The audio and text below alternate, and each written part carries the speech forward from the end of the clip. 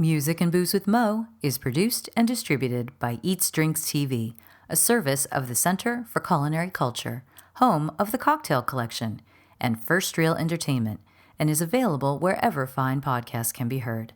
The Center for Culinary Culture, telling the story of food and drink, one taste at a time.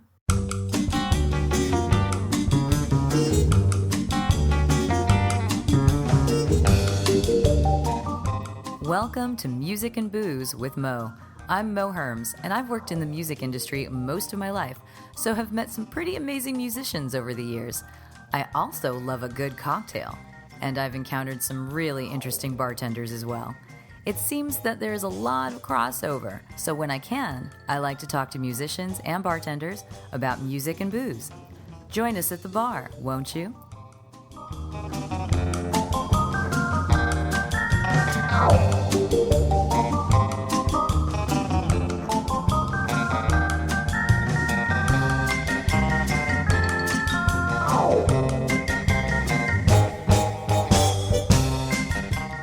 Music and Booze with Mo is brought to you by The Mermaid, an underwater oasis with tropical cocktails and more, located in the Little Tokyo district of downtown LA. Follow The Mermaid on Instagram at TheMermaidLA for a complete listing of hours, events, and more. The Mermaid LA is proudly woman and Latin owned, and you can visit them at 428 East 2nd Street in downtown Los Angeles.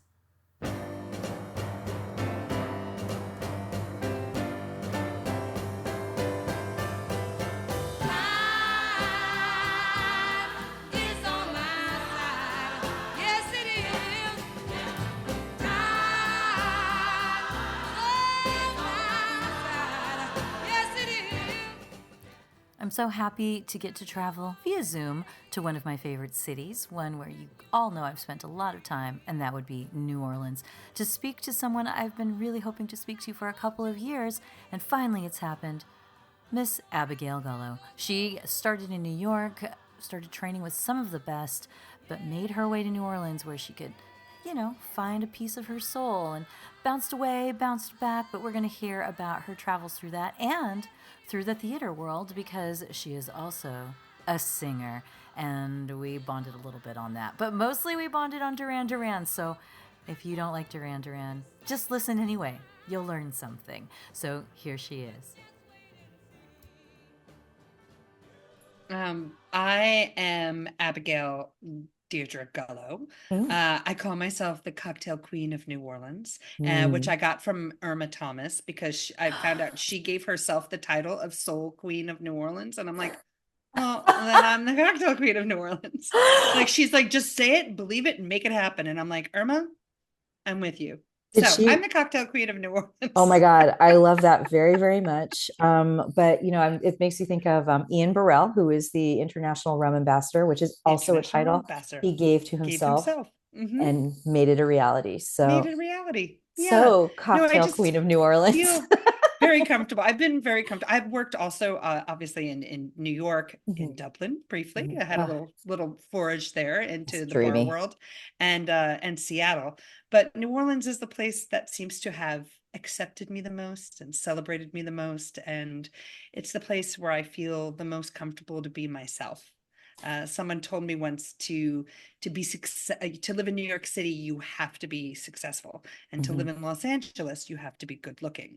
But to live in New Orleans, you just have to be yourself. I tell people about LA, where I live, that I've had people say that to me too. They're like, "Oh, you have to look a certain way," and then I'm all, "Yeah, no, there's 10 million people here.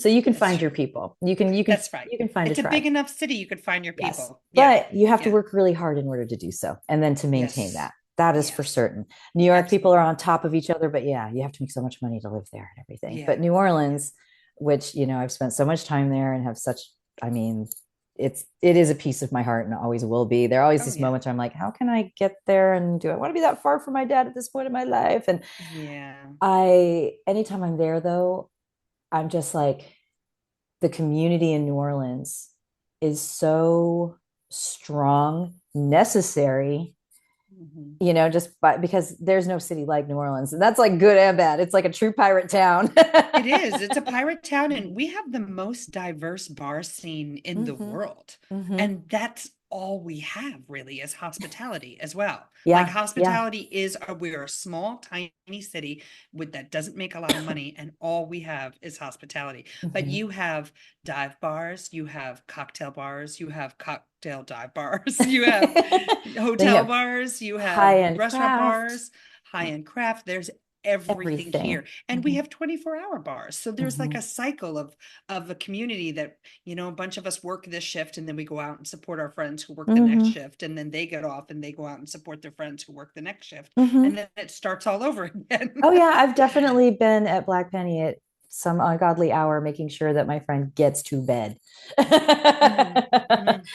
That kind of thing. I'm like, okay, where could he be? He's an older gentleman. He's probably been drinking all.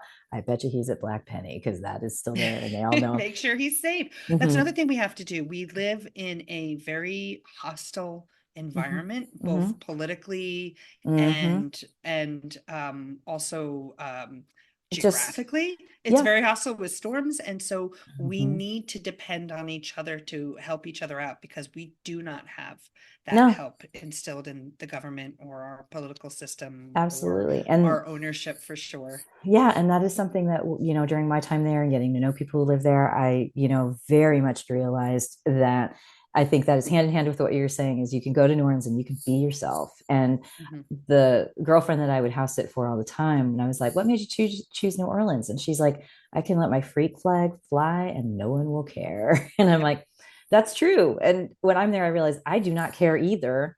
And I'm all, I guess, I don't know if part of it was having lived in San Francisco in the 90s, people were a little weirder or whatever. Whenever I see something out of the ordinary, I'm just like, it's just another day. I'm just taking in a new facet of a personality. Look, you can do that too. You can do this as well. There is so much of New Orleans that is much more reminiscent of the New York City I grew up in the 80s and 90s. That New York City is still very much, a unique, distinct culture that we're fiercely protective of, that we are very welcoming people in, but we're also, we have to make sure that they're a good fit and that they respect the culture. Yeah. And that's very much how New Orleans is now. Yeah. So, I mean, you had a life before you got to New Orleans. Yeah. So, what brought you to New Orleans, though? I don't know if this is the cocktail journey or anything, or it something else. It definitely was a cocktail journey, because I was in New York because I grew up around there. My grandparents were Hell's Kitchen kids. My great grandfather was a bartender at the Waldorf Astoria, the old one that they tore down to build the Empire State Building. So it's so there's like a legacy of that kind of hospitality work in my family. I was the first grandchild to kind of move back into the city. And now I have a lot of I'm one of like 48 first cousins. Like my grandparents had 10 kids, 5 girls. We were talking about the Catholic thing. Yours Latin, or mine is Latin, yours is Irish. Irish and French Canadian and Croatian. Oh, my mom called me a New York mutt. Mutts are the best. My dad's side is all Italian, so it's a very common New York blend, but also a common New Orleans blend. So I fit into here too. Nice, yeah. So I was in New York because that's kind of where my family was from, and because I was involved in theater. I had a theater major. I graduated early and wanted to just get right into it and work in New York City, and I was one of those really annoying theater people who never waited tables or worked at a restaurant, because I always either had work. I did a lot of like backstage work. I stage managed. I did wardrobe. That's very smart. I always kept busy with smaller theater groups, like the Labyrinth Theater Group. I did a lot of work with them, and then I started teaching. I started teaching gymboree, play and music, and kinder music. A lot of like children's programs. I was also a nanny, was like my part-time job, so that my nights would be free for auditions and working theater. So I worked mornings doing this teaching program and being a nanny on the Upper West Side and Upper East Side. And that led to some more teaching theater work. So I was always busy, kind of hustling a couple different jobs. If it was like working off Broadway, if it was getting a show off the ground, or if it was like teaching, a lot of teaching with music, and a lot of teaching like mommy and me classes. But I love children. I really wanted to be a mom too. So it was really, I kind of didn't miss, like, everyone's like, you should get a job like waiting tables. And I'm like, why? Why? And isn't that nights? Like, I need my nights free to do all this off-Broadway theater that I was doing on off-Broadway theater. You know, I was like, I can't take a restaurant job. Also, because I think I have this like weird work ethic where I commit. I commit to people with their job. And I couldn't imagine one of the things I had a difficult time with in the theater world was rejection. So I can't imagine like being rejected and like no call, no showing, and being fired from a job just seemed like really humiliating to me. And now I'm just like, oh yeah, that would have been nice growth experience if I had had that early. I also realize now, very much late to the party, that working in hospitality would have been amazing for my improv skills. I was like, I am so much a better actor since I've started hospitality. I was like, I really should have done this like 30 years ago. So needless to say, I didn't get my first job like in a restaurant until I saw what was happening. I was lucky enough. I had a best friend from high school who married well, and we loved finding old school cocktail places. Like we loved going to find Dale DeGroff where he was bartending, and go check out these cocktail places and get dressed up real fancy. And I knew where to go, and he would pay for the drinks because, like I said, he married well. I call him my cocktail daddy. Nice. Ferris was my cocktail daddy. And he helped fund my education and also helped me like become familiar with bartenders who were working at Pegu Club at the time, or Flatiron Lounge. And I saw this kind of shift happening in the industry in the early 2000s at Milk and Honey and with Dale. And I was like, oh, I think that there's room now for me in the industry. Like I never saw a reason to go into hospitality before, because I was always making enough money with my teaching work, and I was doing enough theater work that the hospitality scene to me was more like a hobby, and I was more of a participant. Well, two things happened. 9/11 happened, which was a huge shift for New York City. The two biggest job creators in New York City before 9/11 was finance and the arts. And I was very heavily on that art side. I worked in nonprofits. I worked with theater communities. I worked in so many of those, like artistic realm is what I worked in. I was backup singer in a band. I did so much kind of creative artist work in New York City in my youth. And 9/11 really just put a big halt to a lot of that work and what was available. And that funding kind of disappeared. And then was all over the country. I mean, the reverberations of that were massive, because I know people here in California who work disappeared during that time as well, you know, theater work, etc. So it was huge. It really started to disintegrate with that, which was very along with everything else that the direction I saw my country going in, that was very discouraging. And then the second nail in the coffin for New York City and for me personally was the economic crisis of 2008. Really, like work just disappeared. And what I noticed was that people were still drinking. And in fact, the bar scene was flourishing. I mean, they say drinking is recession proof, you know? And luckily I had made friends with some amazing bartenders like Cliff Travers and with St. Frizzell. And these gentlemen gave me an opportunity to get behind their bars where they were working at, working brunch shifts. And these were really my first, I spent some time trying to work in dive bars. Like I worked like in a German beer hall. I wore a dirndl, you know, like You're like, how many steins can I hold? Talk about rejection. I was like, oh, this is what it feels. I would got fired from quite a few jobs just because like I didn't know how to count money. Like no one told me how to do these things, you know. I was like, I don't know. Like I was just thrown in. I was given like a lot of, I remember one of the bartenders at this place saying, you know, you smile too much. Men don't like it when you smile. You got to be a bitch.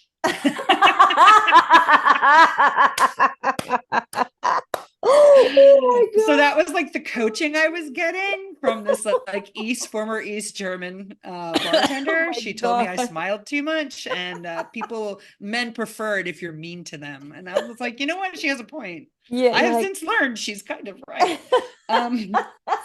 Oh my God.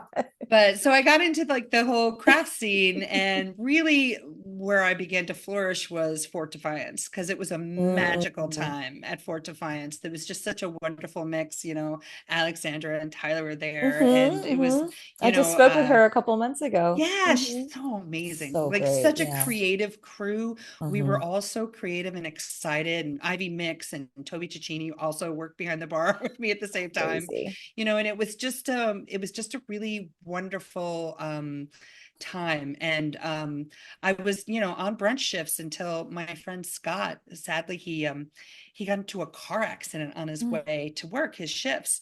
And so my big break behind, the bar at Fort Defiance literally came at the expense of his breaking his back. Oh no. And I'm telling you, I am not the only female bartender who got her first break because the male bartender got hit by a car on the way to work. That number is greater than one. There is precedent in New York City.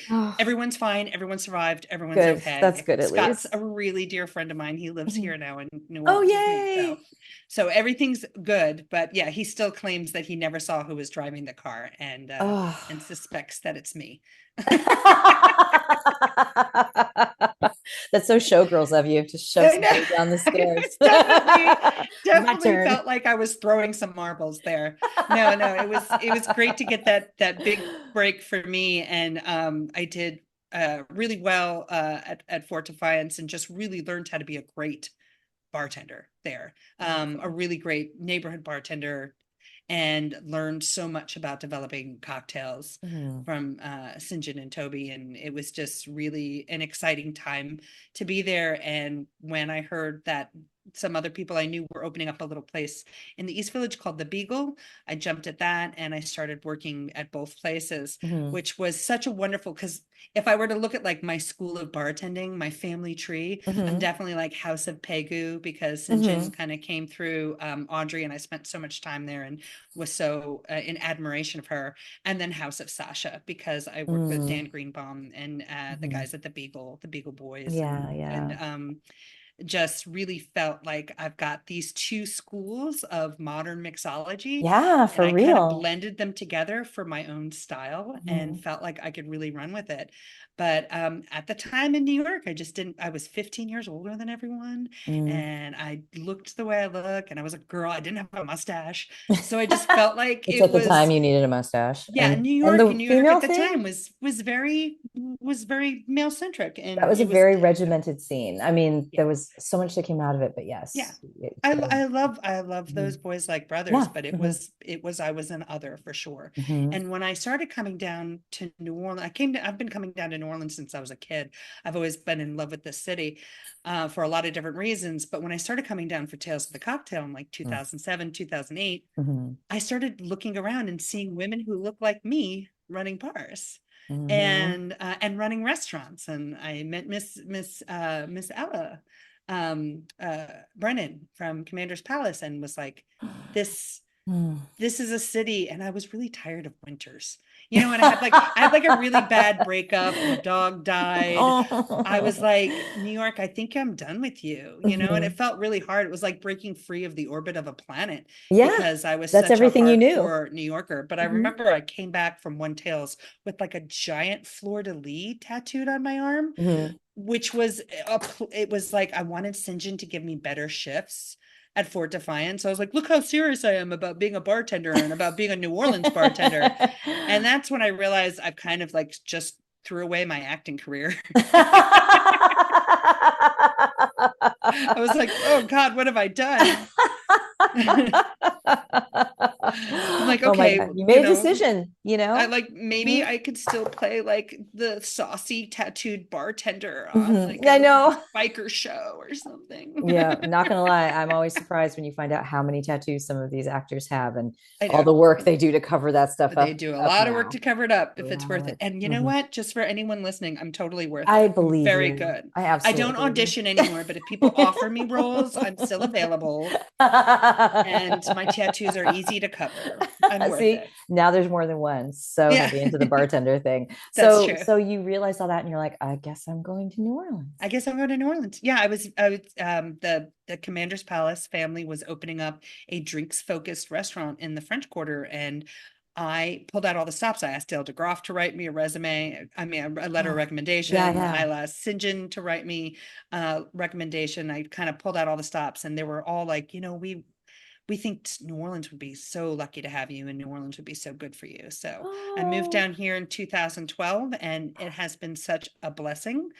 Worked with the Commander's Palace family for a couple Mhm. years. Then I hopped over out of the French Quarter and worked with Nina Compton and opened up with Ricky Gomez, opened up Compare Le Pen. And Oh my that's God, really yeah. when I won Bartender of the Year. We got a James Beard nomination. We I won, mean, Compare Le you Pen know, is a magical place. My heart broke in a million pieces when they announced that Babs was closing. When I would yeah. stay out there a lot, I could walk over to that place in 15 minutes and it was never crazy crowded, but it was so top notch and so casual. And I remember talking with her there. She came out behind something. I'm like, you're Nina Compton. And it isn't like, for me, and I'm not sure how it was for you, it isn't like I don't necessarily follow chefs. I'm not one of those Mhm. people, but I had so much respect for what she's accomplished in New Orleans. Yeah. And as myself as a female bar owner, and also I'm a Latin female bar owner, there are a lot Mhm. of little boxes here that aren't usually checked. So Yeah. to see her doing what she did just made me really happy. And we talked about that for a little bit, just being able to succeed doing something like that. It's huge, that representation. Mhm. And she works harder than any person I have ever known. Mhm. I don't know when she sleeps. Her work ethic is amazing. Well, she was Like, closing she is Babs, but she had very a new place dedicated. opening up, I think, at the Caesars. Is that where it was? Yeah, Yeah. yeah. She's very dedicated. She's Mhm. very, very dedicated to her Yeah. craft, Yeah. her kitchen, and she doesn't let anyone get in her way. And I love that. I Yeah. love that about her. I learned so much. That was another place like Fort Defiance where I was there during a magical time where we Mhm. just had this like magical combination of chemistry and people, and we were operating on all cylinders, and it was just Mhm. great. Yeah. Though those times I look back in hospitality, it's kind of like when you're doing a theatrical production or when you're like, I'm sure it's like when you like record an album and you're like, man, everything's popping. This is so good. And Mhm. that's why some albums are better than others, Mhm. because it's lacking that kind of that chemistry, or it's lacking Yeah. that direction, or it's lacking that inspiration. And it's really hard. It's so challenging when you work in a creative field to realize that there are times when it's going to be great and there are times when it's not going to be as good as that, but Yeah. you still have to power through. And I feel Yeah. like hospitality really has that going for it as Yeah. well. Absolutely. I mean, I always say when things are good, recognize it, roll with it. No, it's not going to stay that way. When things are Very true. bad, recognize that, roll with that, because that's not going to Yeah, stay that way either. But you do have to exactly. recognize those magic moments. Woman, you're evil. You're evil to me. You're just like the devil. You sneak up on me. But I've got your number, and I know your game. Like your love's so voodoo, but I'm gonna voodoo your brain.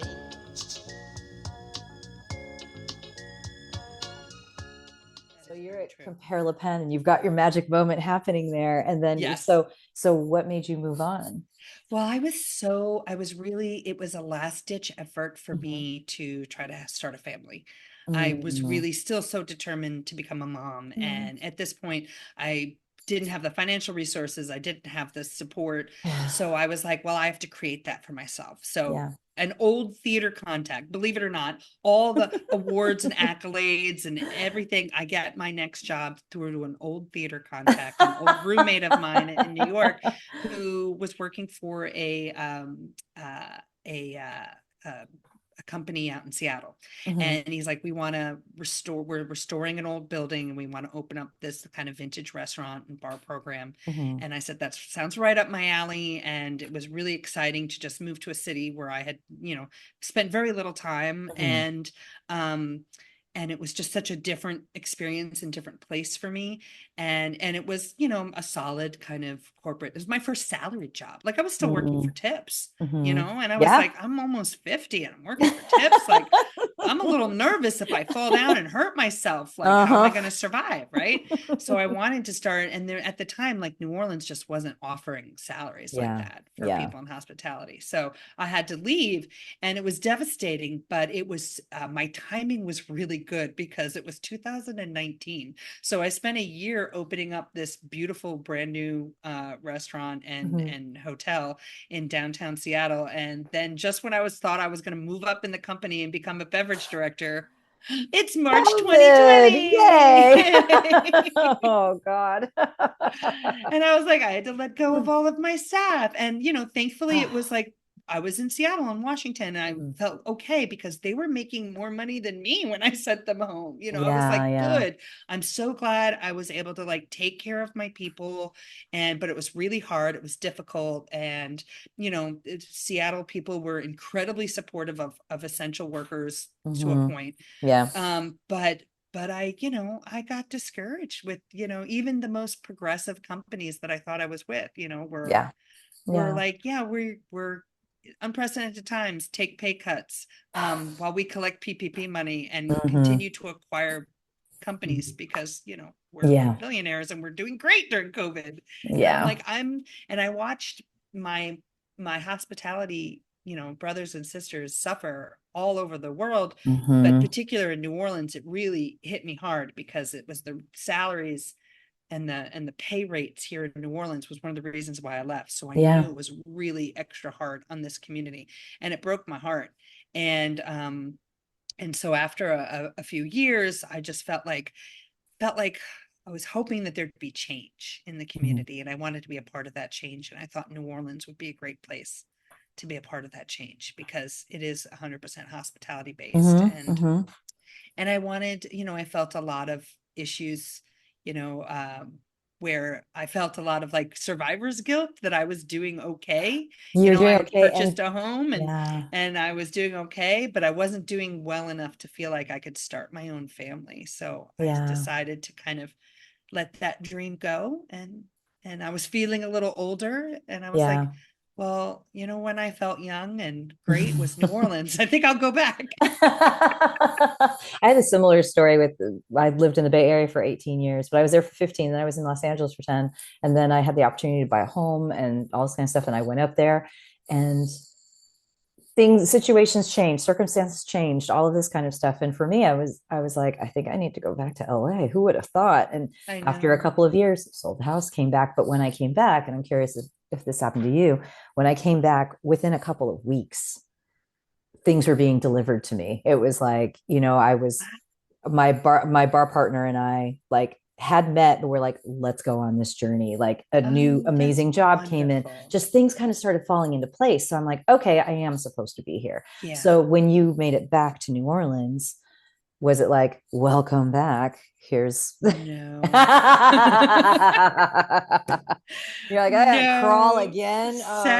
Sadly, no. I was like, yeah. And I was like, oh God, things got rough. Things are rough here.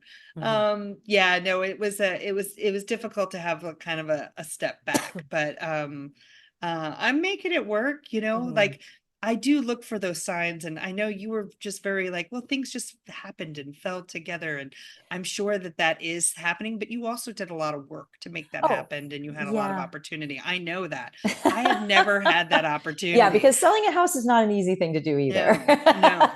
No, so you are not wrong. There was a lot that went into that. So I can't just say, I just changed my mind and showed up. You are right. Yeah. I mean, people ask me all the time, they're like, why don't you just moves. open up your own place? I'm like, that kind of It's where hard. it takes financial support, emotional support, and physical support.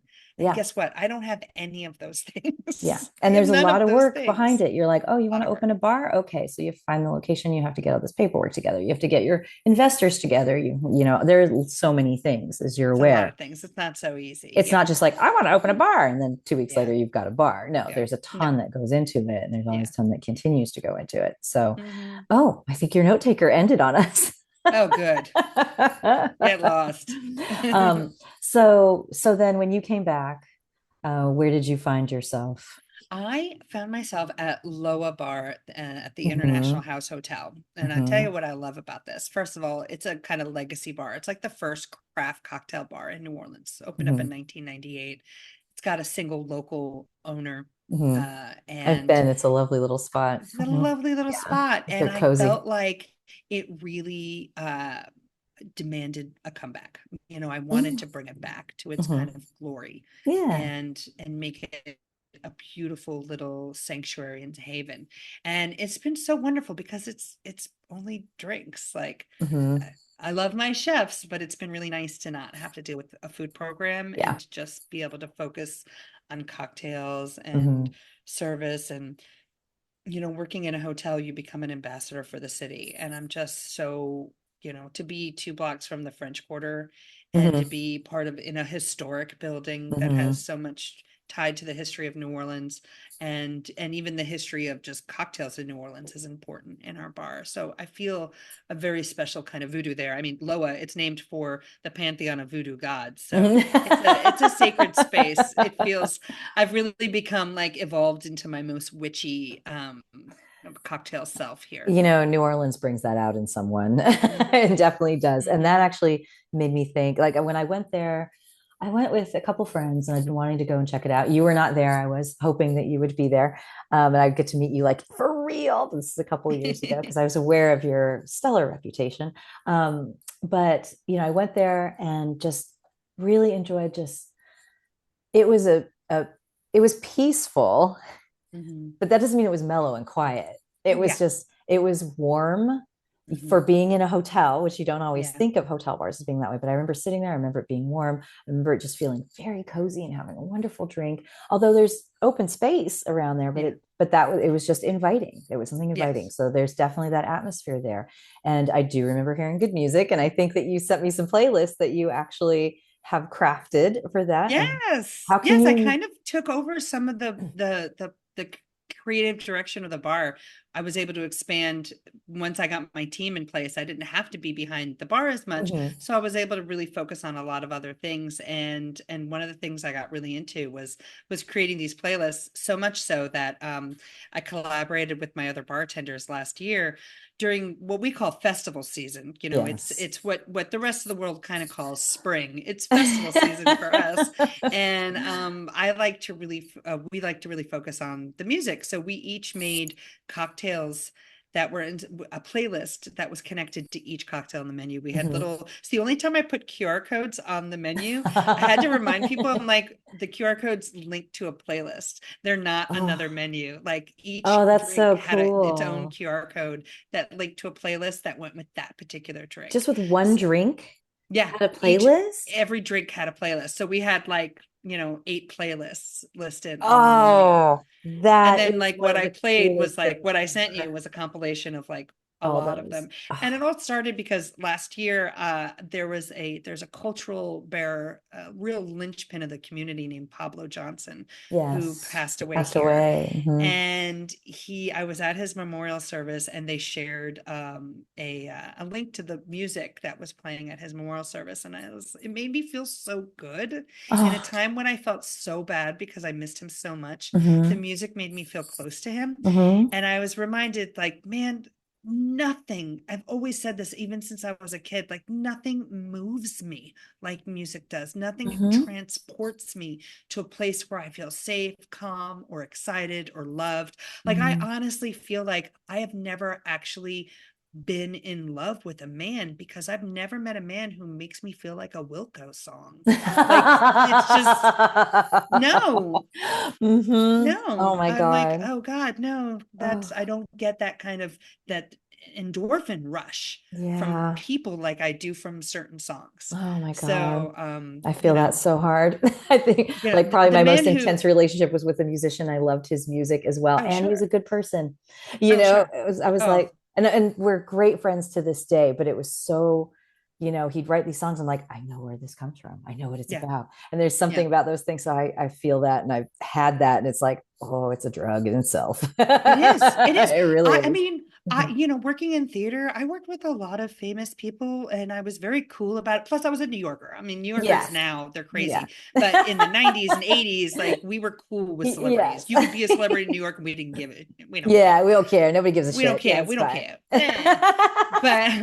But the one time I did freak out is in a bar in the East Village. I met Jeff Buckley once, and I was like, I lost it. Oh my God. I tried to be so cool, and I was like just talking to him and being like talking about his show that I saw and like asking when he's playing again. And then as I was like walking I got to see away, him in San Francisco. I feel so lucky. Oh, so good. Heavenly. So amazing live. Heavenly. Oh, a heavenly voice. Heavenly voice. Yeah. Very special man. But I remember like coming down the stairs, and he was sitting at the edge of the stairs, and I was like, bye, nice meeting you. And as I walked by him, I kind of brushed his shoe. Like, and he was wearing Fluvogs, of course. And I get down to my friends, and my friends are like, how did it go? Because I was like, I'm going to go talk to Jeff Buckley. And I just started crying, like sobbing. And I'm like, I touched his shoe. I'm so weird. God. Like, he's going to think I'm weird.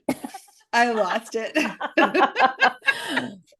You know what? I give you props for that. If I had been sitting there and then yes. Oh my God. He was lovely. He was lovely, amazing. Very sweet and very tolerant of me. Yeah. And another one who came back to New Orleans and, you know, is probably still there somewhere. That's what I want to believe. He's still around. So your musical journey goes back forever as well. I mean, when did you start singing? Well, my mother was a folk singer. My mother used to sing. She played Folk City in New York. I remember going down to the Village when we were kids, and her having a gig at Folk City, and we went to a lot of concerts. So I grew up with a beautiful kind of folk tradition, and my parents really loved Simon and Garfunkel and Emmylou Harris and Linda Ronstadt, and so that was like the music I kind of listened to. I got a little bit into disco in the 70s when I was a kid, but the first like awakening for me when and then I was always singing in choirs. Like I was always in choirs when I was a kid. In the choir too. I was part in of that like Catholic a local thing. Yeah, definitely. It made church deep palatable for me. I'll just be in the choir with my friends. Oh yeah. Singing gave me great joy. Great joy singing in a choir. That music we made together was so exciting, like how strong and powerful it was when it all came together. And I was in like the children's chorus for a local production of La Boheme, like a little opera, a little opera. And then I remember like the first music I chose for myself was when my babysitter let us watch MTV. And the first video I saw was Madonna's Borderline, which was amazing. But then the second video I saw was New Moon on Monday from Duran Duran, and that's it. I became a Duranie. When you were like, talking about your Jeff Buckley, I had a similar experience with John Taylor. So I was a John Taylor girl. I am still a John Taylor. Same. He's very handsome. Very handsome. He looks very well. He's aging well. They're having a moment right now, and I'm so proud and excited because they need to do one of their Halloween shows in New Orleans. Oh my gosh! That would be so amazing. Oh my God! How has no one told them that yet? I know. Hello, Halloween show in New Orleans. If you're listening, Simon, John, Nick, come on, let's make it happen. Oh, y'all, come down. You can stay at my hotel. I'll put you up. We'll apply the eyeliner. It'll be great. We'll have a great time. Oh my gosh, dreamy. Plenty of burlesque dancers to use on stage. It'll be good. Yeah, I just remember practicing all the backup singers lines, like that whole album, the whole Rio album. I know all the harmonies. I know all what the backup singers are doing. New Religion. That was the one where I wanted to learn all the parts because it was like they were like three different. Yeah, Simon does a lot of complicated vocals on top of each other for a lot of those songs. And John's bass is so funky. It's so disco funky bass, like very Nat Rogers. My brother learned to play bass because I was such a Duran Duran nut. And I taught myself to kind of isolate the tracks so I could hear each bit because I was such a nerd. And so I'd be listening to these things, and my brother's 6 years younger than I am. So when he was like 13 or 14, he got a paper route so he could buy a bass guitar. And one of the first songs he tried to teach himself was Rio. His quote to this day is, "I broke my fingers trying to learn that." Well, to this day, I always tell people, I'm like, if you want to email me, my email address is hernameisrio@gmail.com. Oh, I have so a friend much. who has a daughter named Rio, so she may inherit it one day, but not yet. It's not still yet. mine. Good. Excellent. That's so good. Not yet. Still mine.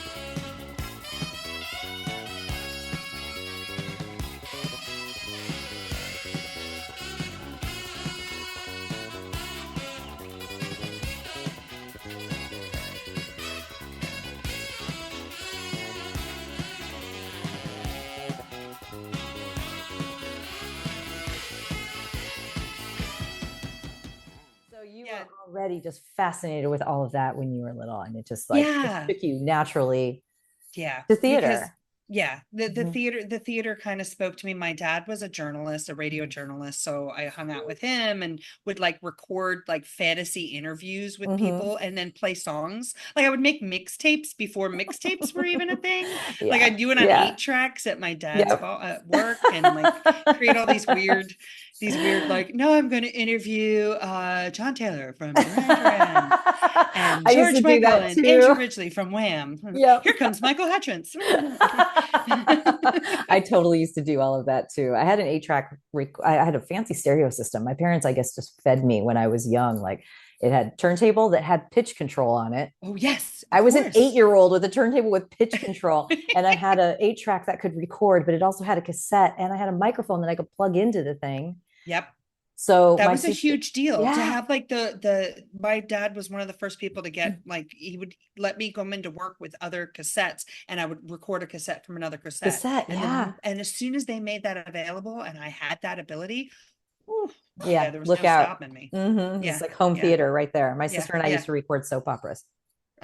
Soap operas, 120 minutes on MTV. I would record. A lot of all my alternative music came from. Well, we made our own soap operas that we recorded. Even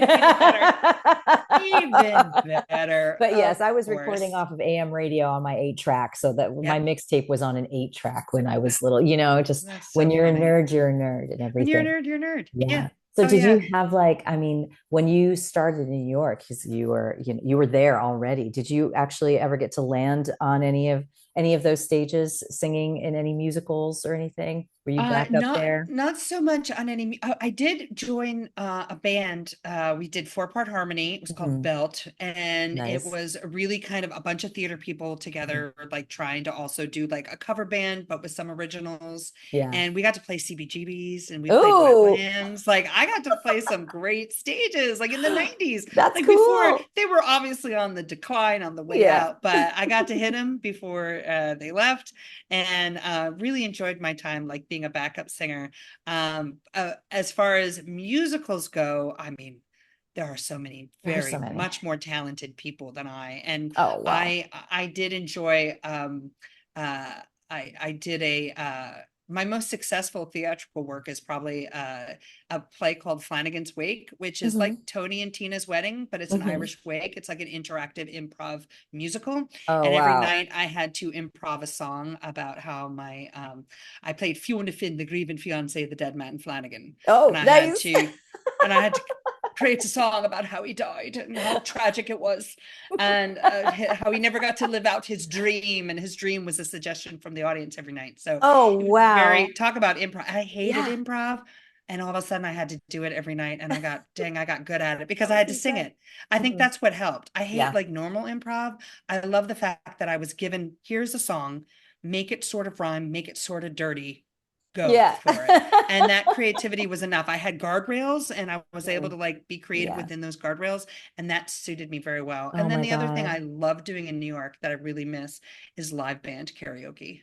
There's nothing like feeling like a real rock star. How can they not have that in New Orleans? In New Orleans, because the musicians here are serious. Oh, they're serious. They're serious musicians who get paid to do gigs. They don't want amateurs coming up and messing with their sound. I don't blame them. Yeah, I've been told that we have like, one now. We have one. Okay, I'm like, I feel like there has to be a place for that. I think it would. There are enough I think it would do very very well. well. I think so too. You know, I think it would do well. It's been hard since Katrina. The music scene in New Orleans has taken a huge hit.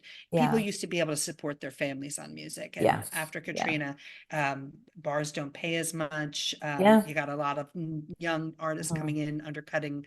You know, it's been really tough on the music industry, particularly jazz. The culture now has kind of shifted to big to brass band culture, and and it's still very, very niche here. So things like a rock band doing live band karaoke, well, it seems like it would do really well here. We're still like so focused. It's like, you know, I mean, it would be great to have like some crazy Mexican Thai fusion place, but people still come to New Orleans and want po' boys and gumbo. I know, right? Yeah, we just don't really have enough people here and enough money to support that kind of diversity. Sometimes which is interesting, challenging because it is such a diverse place, incredibly diverse place. But it's not as diverse as places like New York and Los Angeles, and San Francisco, which are huge, have huge communities supporting them. Or even Mexico City, very diverse. You know? Yeah, that absolutely makes sense. So Toronto, hugely diverse city. There's cities all over the world that are far more diverse. We are a city trapped in the 1800s. We were never allowed to grow like other American cities, for better or for worse, because we're surrounded by swamp and water. Yeah, I was going to say it's the geographical limitations that we were talking about at the beginning. Absolutely. We have geographic limitations here that make certain things very hard. And sometimes, so people are surprised that we don't have more growth, that we don't have more, you know, have other. I mean, San Francisco's like that too, in a way. They just have the tech thing that gets there, and there's the money. But, you know, it's just, it's kind of sorted differently and everything. There's a danger. There's a danger to letting capitalism control, like, there's only one product you sell. We do not have enough time for that conversation, but I 1,000,000,000% am with you on this already. I mean, we've seen the music industry change, right? It's kind of fell apart, came back together again, falling apart again. I don't know. Is it doing better now? Well, I've worked in the music industry my entire career. I started in radio, so I'm there with your dad.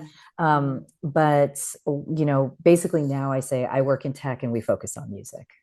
Because this is how it's evolved over the years. How it's evolved. It's what the majority of it is these days. It's kind of wild. So when I am in New Orleans, I feel like one of the things that I do love, and it's, you got your brass band, you got your jazz, but I feel like everywhere I go, or it's the calliope of the riverboat, I'm hearing music constantly all the time. And like, of course, hip hop, you know, massive. So I'm hearing it all the time. So I love that. And I'm going to steer it back to the cocktail thing real quick. I love that you guys during festival season took that opportunity to highlight all the music and to create these playlists. And I always ask people, have you ever made a cocktail based on a song or an artist? And I'm like, you made entire menus with accompanying playlists for each song. Yes. So we went all, and it was so great to get all my other bartenders involved too, because all of them have such diverse taste in music. So, you know, my list was completely different than their list. And, you know, I discovered different influences, different styles, you know, in drink and in you know, in drink and and in the music. I've never, it's been such a creative period for me here to work with such a wonderful team and to really have like the freedom to just kind of do what we want. It has been really, really great to see what comes out of that. Some really interesting things. Yeah. Well, Cocktail Queen of New Orleans, did Irma Thomas actually say that to you, or was that like a quote you got from Irma Thomas? That's a quote I got from Irma Thomas. Because she's a local. I know she is a local. She's there. Have you ever served her? Or? She was a queen of a Mardi Gras that I got to roll with because I had a small dog who was also in the parade. So we got to. Was it that dog one? I mean, The Barkus Parade. Barkus, Yeah, we've been in yes, Barkus Barkus. Parade. But Irma Thomas and I have crossed paths. We have been Mhm. in the same Mardi Gras parade and on the floats of royalty Mhm, going mhm. by. So, yeah, Okay, she's a that's good. local. She's amazing. Yeah. I've developed such wonderful friendships with musicians, thanks to my cocktail connection. One of Yeah. the biggest ones have been my friendship I developed with Chris Thiele in New York is still growing, and him his love for cocktails is very element. Element is his group Punch Brothers, of course. Mm. Have a lot of like I put julep on the on one of the mixes. It's Oh, but he's yay. got a great song called Rye Whiskey too that is very inspiring to me. But we developed a friendship in New York that continues to this day. And he does a kind of bluegrass, what he calls acoustic camp every year, Oh, where he cool. has people come and there's great sessions where you could work on your craft, songwriting, picking, like whatever it is. He brings in amazing musicians, but he also wants people to experience great coffee and great cocktails. So every year Oh, I come in okay. and I teach cocktail classes and make cocktails Oh. for people. And then he also brings in great coffee. Madcap Coffee from Grand Rapids, Mhm. Michigan comes up, and Oh, and nice. they're that's something that I got from Fort Defiance. Like I was kind of trained as a barista before I was even trained It's as a very bartender. relevant. It's very Very relevant. much the drinking culture, when people are like, oh, I like non-alcohol, I don't drink cocktails, and I'm like, that's okay, I just like the beverage culture. Like I don't Mhm. consider myself just in the cocktail culture, I'm in the Mhm. beverage culture. So I love coffee, I love creating non-alcoholic drinks, I love Yeah. I love every aspect of the Yeah. culture because it's all about community. It's about raising a glass together. It's about Mhm. being together. It's about communion Mhm. together, Yeah, which is very, absolutely. very important now more than Absolutely. ever. Oh my God, So, yes. so yeah, so I love doing acoustic camp every year is something. I was so honored when he asked me, and every year he's asked me to come back, and I'm like, I can't believe he's asking me again. I'm like so lucky that I get to be around like these great musicians for a week and shake up cocktails and do my thing. It's a That's so wonderful. cool. And It's then yeah, this some of the guys from Wilco come in and visit me, and I'm big fans of them. So dreamy. that's been so great. Of course, we have our great local musicians here. It's just such an honor to have so much talent here. Like when I go to Jazz Fest every year, and I get people who come in just for Jazz Fest, and they're Yeah. like, well, of course we got to see Irma, and of course Hmm. we got to go see Kermit, and we got to get. I'm like, Hmm. I'm so Hmm. lucky that I get numerous times a You can week. I see can them sometimes anytime. go see them. Hmm. George Porter Jr. Is it Yeah. Monday night? I'm gonna go see him. Yeah. I'm like, I'm Yeah. so lucky. Yeah. I'm Yeah. When I was out there, so, I was so just like, lucky. I can go see an absolute legend this week because Absolute they're just hanging out in the Treme legends. somewhere, Yeah. Yeah. Or they playing Hmm. BJ's great. Or this Hmm. is great.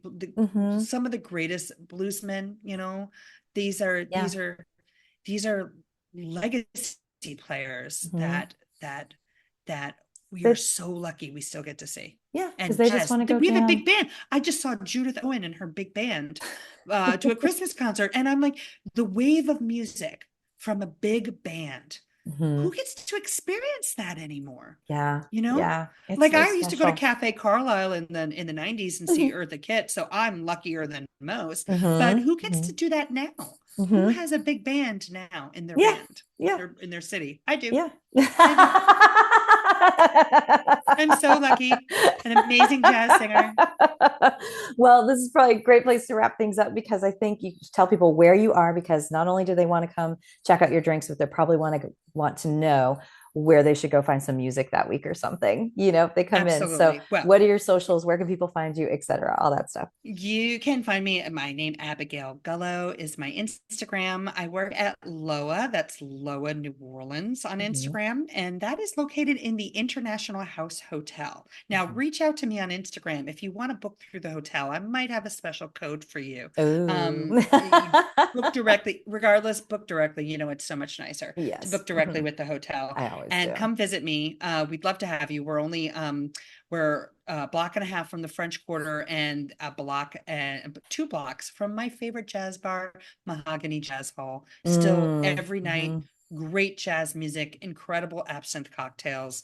It's a real great environment where even locals like to hang out there. So it's just such a great spot. I mean, I get to bike home every day and go by 3 or 4 music venues where I could stop and hear live Just hear some music. music on the And way. that's just in the French Quarter. That's There's so so much great. more. We have Tipitinas, we have Chihuahuas, we have little bars like Kermit's Mother-in-Law Lounge and Bullets Bar and BJ's, Bacchanal.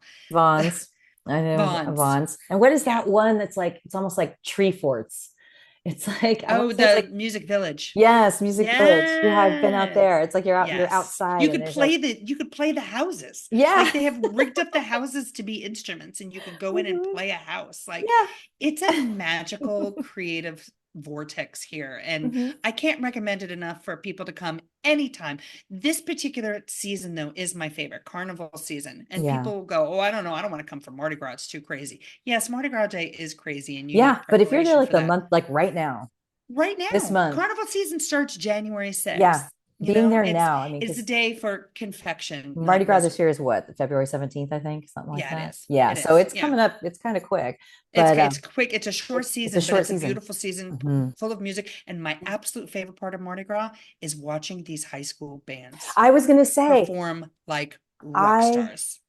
When I was staying out there, I remember that like I'd be working and then every day around like 2:30 or something, I would hear a band and I'm like, They're where practicing. is that? There's somewhere. They're practicing in the street. They're like crossing the street. They're coming from school. They got to practice marching. They got to practice marching. So I just go outside and then watch them walk a couple blocks past me, and then I'd go back to work. And I was like, this is great. You know, It's I love so it. wonderful. Like second line culture, social aid and pleasure clubs, the Mardi Gras culture. Music is infused with every step, and it's very exciting to be a part of that culture and to be welcomed into it. And you know, it's something you don't experience unless you live here or come here or hang out with a local. So please come and hang out with me.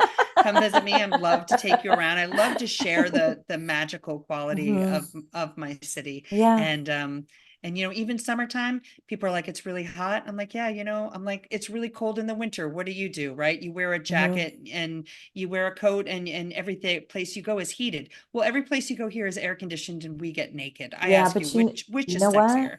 That I'm with you again.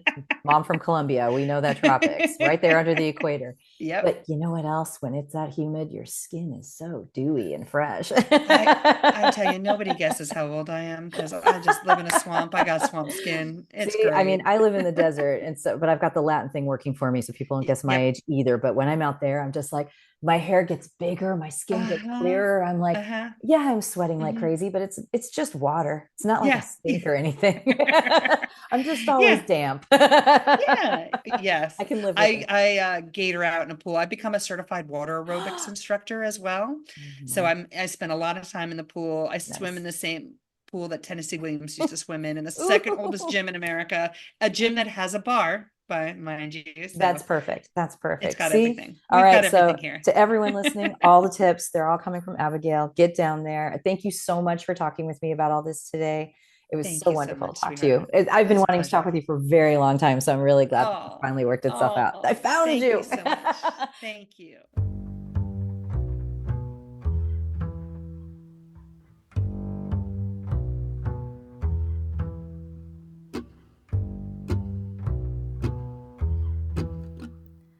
Thank you so much, Abigail, for talking with me. A dream come true, and I cannot wait to get back to New Orleans. Maybe not during Tales of the Cocktail, when we have time to hang out and chat. And if you want to hang out and chat, get travel tips, she is certainly willing to point you in all the right directions. You can go find her at Loa. So Loa is just off Canal Street, and go check it on Instagram at Loa New Orleans. That's Loa. And of course, Abigail is at Abigail, Gullo. So go do that. You will be educated and entertained and have the tastiest drinks and the most wonderful time if you go there. I cannot wait. And don't forget, we have a very special Spotify playlist that she made just for this episode. There are other playlists that I'm more than happy to share with you. One of all those cocktails that we talked about for festival season. Each cocktail that came with the playlist, that playlist is crazy insane. There's another one, I'm forgetting what it's called right now, but I'll share them all on the Facebook page for Music and Booze with Mo. But you can find all the other stuff on the Music and Booze with Mo Spotify.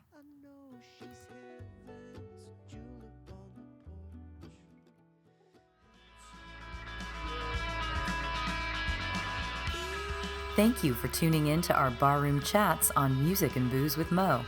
For more info about today's guest, or if you want to connect with me, check out my Facebook page, Mo Herms. Please subscribe to the podcast and feel free to tell all your friends about it. While you're there, give the show a rating and a review. It really helps to get the word out. If you want to hear the playlists our guests have curated, search She Be Mo on Spotify, SHEBMO. Find pictures of the interviewees and the cool stuff they create on the Music and Booze with Mo Instagram account. Lower your expectations and join us at the bar. Till next time, cheers.